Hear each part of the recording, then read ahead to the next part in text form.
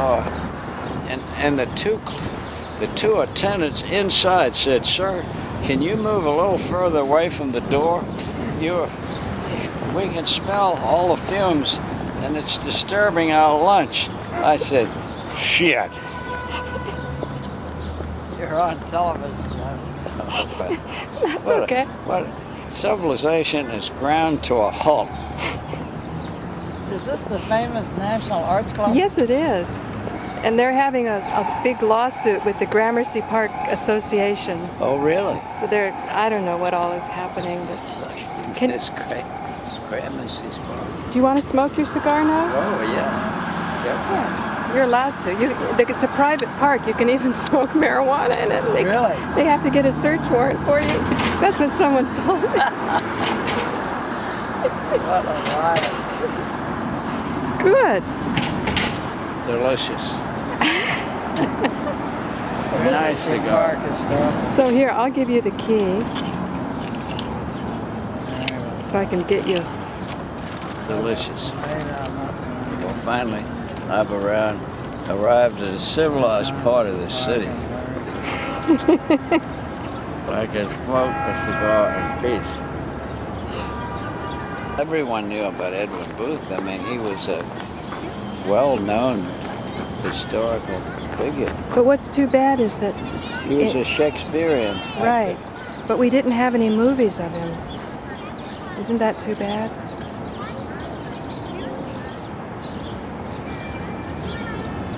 I am sure that people... Well, John Wilkes Booth escaped down the road that our farm used to be. Right. Not the exact road. Really?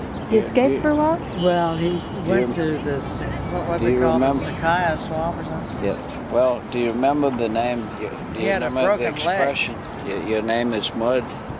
No. Well, Dr. Mudd was the reason for that was Dr. Mudd said he didn't realize who the man was, so he came to... John Wilkes Booth broke his leg. And he escaped out of Washington and went down to southern Maryland, near Waldorf, where Dr.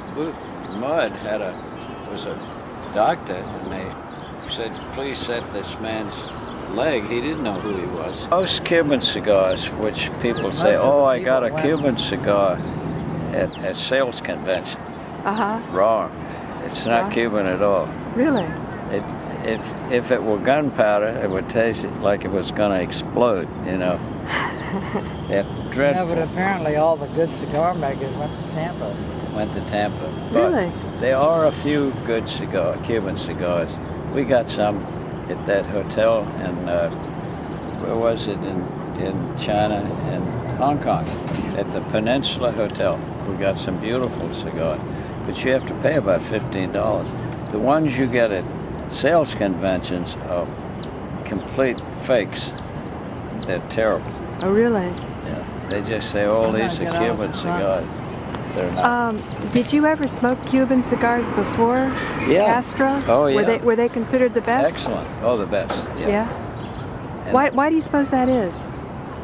Well, it's a combination of the leaf, the condition, and the cigar makers. They had all the best cigar makers over there. Oh, so it's a kind of an art. It was an artistry, and there was a man in Philadelphia. There's two stories about cigars I like. Harry Tint had a warehouse in Philadelphia. I think it's still there. He had millions of dollars worth of cigars in inventory. Really? And we went up to a race in New Jersey, and it was owned by a gentleman named Mr. Haskell, Harry Haskell. And when he died, he left an inventory of 500,000 cigars. Wow. And what had happened, he belonged to the Racket Club in New York. And what kind of club? The Racket Club. Oh. And they would buy, each year of the Racket Club, they would buy a field of cigars, very much as you would buy wine. And back in the Depression, some of the members could not afford to come up with their share, so Mr. Haskell would take all shares that were unfilled.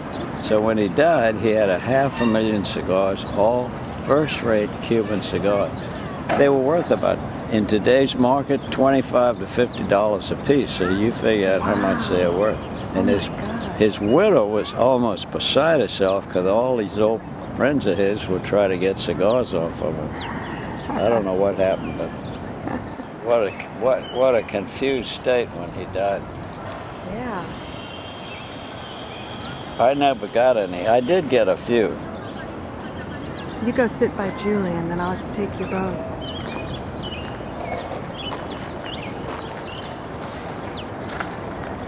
Yeah, there's a bicycle path. That's good. How are you both? Good. Great. I've just been studying the Perception of Reality paper you wrote. Because I've been writing about that myself, the perceptions of reality. And That was the first job. I haven't really refined that at all. because the thing that's really key is what it's coming down is this whole view of the observer, how the observer changes everything. That's what's revolutionizing science. That's what's called quantum. That's one of the laws of quantum physics, and it is an underlying principle that everything is conscious. Because without consciousness, there would be nothing material. But that's not a quantum physics theory. Yes, it is. That everything is conscious. Well, one of the you have to extend yourself a little. Okay. Assuming you become part of the experiment and your consciousness alters to the experiment, you draw on that and say, well, consciousness creates new arrangements, new things, and if you extend it further, consciousness creates material being. Without consciousness, there would be no material being. Things can be, energy and matter are synonymous, they're the same. Right, because of the speed of light squared. Well, E equals mc squared. You take, you divide by c squared, and you get right.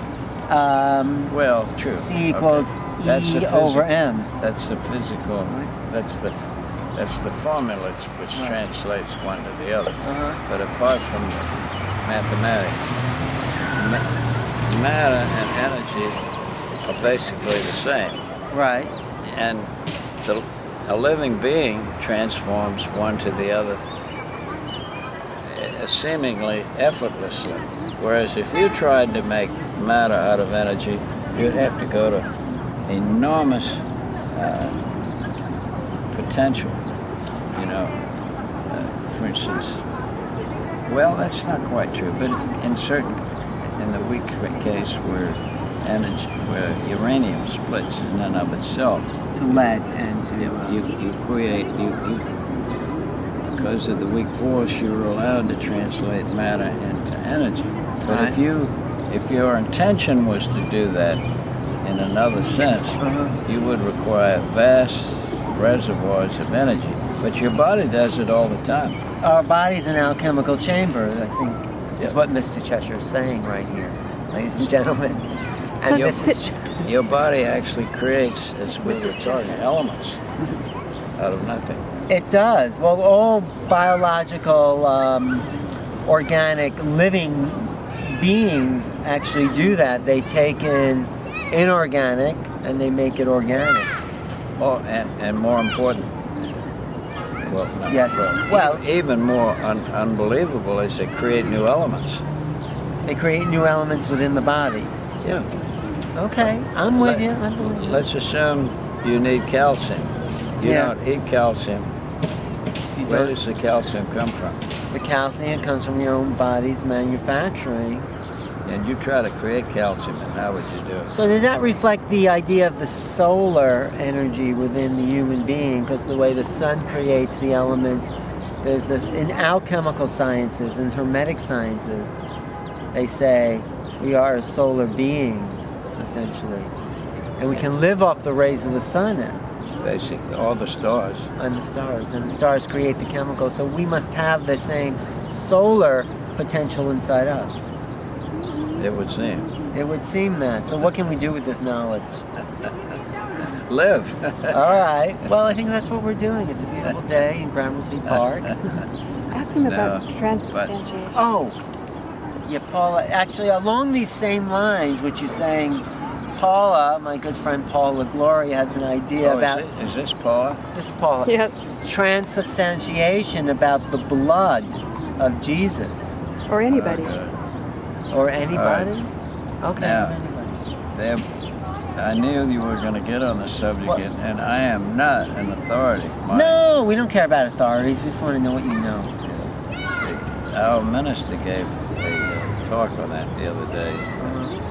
He was rather upset with my interpretation. What was your interpretation? Well, it started when we were in Mongolia, and we ran into a group of Christians that I had never heard of before. In Mongolia? In Mongolia. Mongolia, out of Mongolia? Yeah, out of Mongolia. Okay. Yeah, They're called Nestorian Christians. So I started talking to this guy, and I said, what is this all about Nestorian Christians? I've never heard of this particular group. So, well, Nestor was a bishop of the Eastern Orthodox Church in, I think, about the 9th or 10th century. Now, this is why I'd have to go back. And okay. if this goes on tape, people can trip me up because I may have my dates. Just more or less. Not quite right, but at any rate, in the Middle Ages sometime, right. Yeah. or earlier. Right. Substantially after Christ. Yeah. Oh Okay. yeah, way after Christ. And so he conceived of the glorious idea that the wafer and the wine were not just symbolic, but that they actually were, in fact, in a sense, that they were thought of and visualized and consumed As the actual blood body and blood. and body of Christ. The actual body and blood itself. Itself. Okay, I'm with you. So the Greek church, of which he was a part, The Greek Orthodox. the Greek Orthodox, was horrified. They said, this cannot be, it would be cannibalism. So guess what? Yeah. They threw him out of the church. And he started his own church, Nestorian Christians. Okay. And some of them are now in Mongolia. And Julie, I think some of them are down in India. I'm sure. From they're Mongolia to scattered. India. Yeah. They're scattered. And as a consequence of this, the Roman Church was so imbued with the idea, they really were not thinking along these lines. They said, this man has something. We will adopt this principle. So they became imbued with transubstantiation. The Roman Church? The Roman Church. Catholic Church took it from this guy. They became imbued with transubstantiation, which they now promote wholeheartedly. So when I went to the service, I was upset the other day because I was a pallbearer in a Roman Catholic funeral, and after all the Hail Marys, it just almost overwhelmed me. I thought, well, I loved the gal whose husband had died, and I would have done anything for her. So I was going to go through the whole thing, and I thought, well, I'll go through everything. I don't care. Just lead me on. So I went through all the Hail Marys. We got to the Eucharist, which we're very familiar with in the Episcopal Church, because the Episcopal Church, the ceremonies and the service are almost identical. As the Catholic, Roman Catholic. So we got to, and I got up to go to the, to the Eucharist. And I thought, well, I'll go through the whole smear. And this young priest stopped me. He said, you cannot take this ceremony because you are not a Catholic. I said, well, I am a member of the All-Catholic Church. I don't happen to be a Roman Catholic the way you are, but I am a member of the All-Catholic Church. Because you weren't a Catholic? That's amazing. That's shocking. Weren't you shocked? Catholic means everything, all-inclusive. A Roman Catholic. Well, he's a Roman Catholic, and see, the Roman Church is only one of 5 branches of the oral so-called Catholic Church. Well, what else is in the Catholic Church? I thought it was only Roman Catholic. Oh, listen, you've got the Eastern Orthodox Church. Oh, but that's different. I wouldn't call those Catholic. Well, the Orthodox. Well, Catholic just means universal. Universal. I thought Christian was. You're saying Christian and Catholic are the same thing. Oh no. No. Catholic. Look is in the just dictionary. a word for Catholic universal. means all encompassing, in our overall, Nicene everything. Creed, we say the Holy Catholic Church. In the Episcopal Does not service, mean the we Roman all Catholic say Church. we are members of the Holy Catholic Church, which means all churches. I see. So the Orthodox is a Well, then is the a Catholic. original church, Christian church, which was, you may call it a Catholic church if you like, had 5 branches. It was the first one was in Alexandria, which is now the Coptic Church. The Coptic Church, All right. right. One was in Antioch, which is almost defunct because Antioch is hardly That's Syria, right? And what was Syria. that called? Well, it was Antioch. It was one of the. It was larger at one time than the Roman Church. And what was the name of that church? Was that It just? was a Church of Antioch. Oh, it's just the Antioch Church. Okay. These are the. And then there was another one. Paul talks about the 7 churches, right? He did, and I don't. I 7 can kingdoms. I can identify 5. I'm not sure who the other 2. So the other one was in Constantinople. Right. Okay. That was the Greek Orthodox Church. And then there was one in Jerusalem, one in Antioch, one in Rome, and one in Cairo, Alexandria, Egypt. Okay. The first one, because Mark wrote the oldest, he wrote the oldest gospel. So the first church was in Alexandria. Okay. What do you think of the Gospel of Judas that just was published? That's quite a controversy. Well, how about all the other Gnostic Gospels? Well, yeah, the Gospel of Mary, the Gospel of Thomas is actually very, very beautiful. Yeah. I think there's definitely validity to those words of Jesus. You have that tract I gave you from Gerald Massey. Yes, and Gerald Massey was in on it long before any of those people. He talked about transubstantiation. I know. Long before. I mean, this is what the actual worship of Osiris was about, and the embalming and turning the pharaoh into the subset of Osiris himself. Absolutely. No, the basic thought process of the Jewish church and of the early Christians grew out of the Egyptian ceremonies. Yes, well, especially the Catholic with the frankincense and the high hats. Oh, yeah. That's pure Egyptian. That's more than the Jewish stuff. I think, the Jewish... Well, if you go into the book of Proverbs and you go into the pyramid text, you read this out of Massey. Right. The rich man and the poor man, that the rich man isn't going to go to heaven because of the way he behaved, but the poor man will. That's all in the pyramid text. Of Massey, from the Egyptians. From the Egyptians, which were written long before the Jews went to Egypt. Oh, yeah, they borrowed all that. Actually, my interview with Bruce Chilton, do you know who Bruce Chilton is? He wrote a book called Rabbi Jesus. No, I don't know. He talks about how when the Romans destroyed the old temple of the Jews in Jerusalem, that actually created the religion of the Jews and of the Christians. That destruction formed 2 groups that went off in their own direction. Makes sense. And the Gnostics, of course, were not the institutional. To preserve Christianity, there had to be an organization so it wouldn't splinter and dissolve. Which it did. It splintered. It splintered, and it was organized very much like the Roman legions. You had bishops and you had divisions, priests and so forth. The Gnostics were a far more spiritual group, but in defense of the institutional church, if it had been left totally in the hands of the Gnostics, it might have been forgotten. There wouldn't have been a church, probably. It might not have been. What do you think these 2 billion people would have been if there was no Christian? Think they would have stayed pagans, or? How about New Yorkers? New Yorkers, they would have all become New Yorkers. No, it's fascinating, the history of religion, not the beliefs, but the tides of humanity as they gravitate to one belief system or another. I think we're actually transcending religion as a belief system. or of morality? Well, I think morality now is a different story because morality is a more pragmatic thing. And you know, when I was at the DuPont company, Yeah.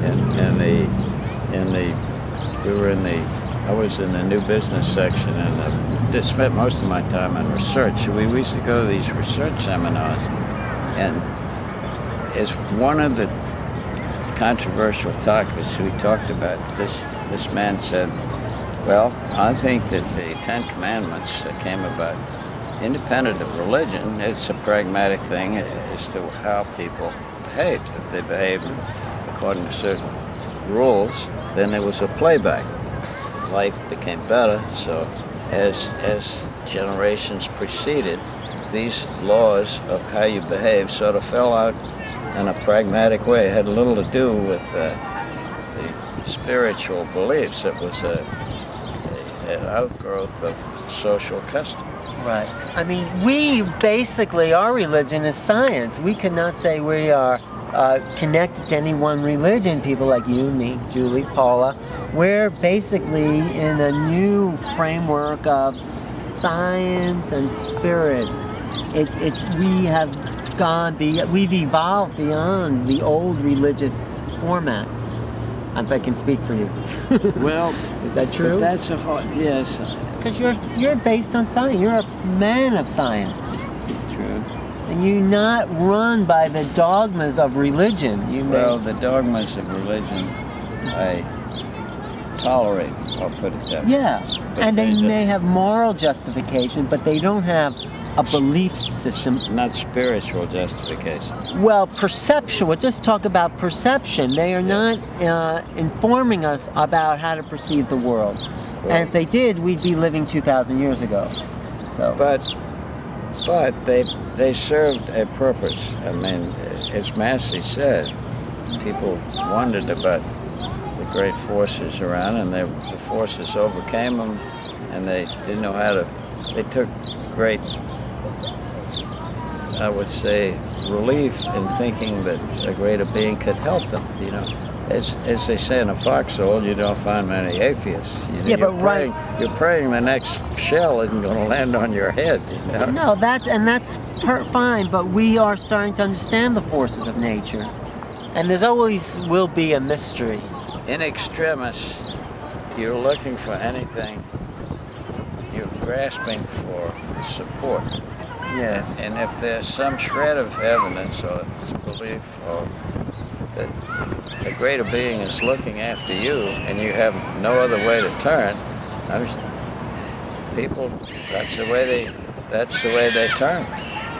And who's to say that's wrong? No. If they turn in the right direction, but now if they turn on their neighbor and bury a hatchet in his head, that's not very good. No, but we're not talking about that aspect of religion. We're talking about the religious part that tries to understand the world, and then we have science, so we can go beyond. We can evolve beyond creationism and integrate our intellect.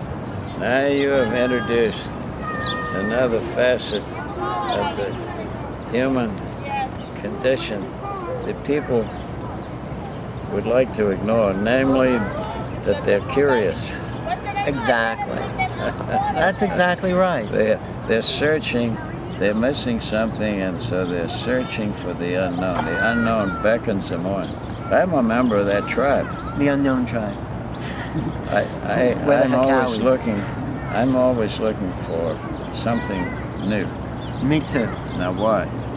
Because that's human nature. Are you satisfied with your present? Would you like to improve? I'm very satisfied, and there's always more. But you are searching for something beyond what you know today. Right, because I know that's part of why we're here, is to keep... If you believe in a greater spirit, don't you think he imbued you with this quality? That's part of evolving. Yeah, but that's the two worlds. The human side is trying to understand the greater spirit side. That's the left brain, right brain. We're always trying to understand ourselves. The human's trying to understand the great spirit. We're moving closer to the horizon as the horizon moves further. But this now is contraposed. People think that human nature is locked in a certain life force, which means to be human, that you really shouldn't change. And one of the practical things that's coming up is, what does it mean to be human? Are you entitled in biomedical science to really search for the superior being? Not to remedy the diseases you have or the condition you have, which renders you less susceptible to perform, but to try to become better than anyone else. Are you entitled? I don't think it's about becoming better than anyone else. It's getting closer to the mystery of who I am. That's the search. Well, that's permissible. Well, but now there's another group out there that would like to say, I'll put it in crude terms. Okay. This child has got an IQ that's quite high, and he's well adapted, and he's doing well. I think we can rearrange the conditions of human life, eugenics, so that we can breed a superior being. And you know, this leads, is this, somehow we don't think that this is proper, and yet we're driven. People naturally are driven to evolve. Don't you think in another million years or another 10 million years, if we live that long, that people will be different and more advanced than we are today genetically? I don't know. I don't know if we are 10,000 years since where we've come. But that's a short time. How about the Neanderthals? Yeah, maybe some people say they were more evolved than the Cro-Magnons, but that's not evolution. Evolution is turning what we already have to a higher level of consciousness. It's not we're finished with biological evolution. Refer to my interview with Bruce Lipton. You'll understand that. Now there, I don't think you're right. No. Well, you think we're still evolving biologically? Oh, absolutely. Well, I'm open to that. I just think our next step is to evolve as a community. Let me ask you this. Why wouldn't we be? No, I'm not saying we're a finished product, but, you know... Are we a finished product? But who knows what evolution really looks like? We can't say, we can't selectively, genetically... That's up to nature. Maybe we can. I don't think we know enough about biology in order to understand. Perhaps, but people are searching for that. Let's go back to my shrimp text. Okay. I love shrimp. We were trying to farm shrimp. Yeah, in South America. All right. Now, shrimp have been in stasis for 30 million years. Stasis, meaning... They have not evolved. If you go back 30 million years, the Canadian shrimp we have today are identical to the ones that were 30 million years ago. Okay.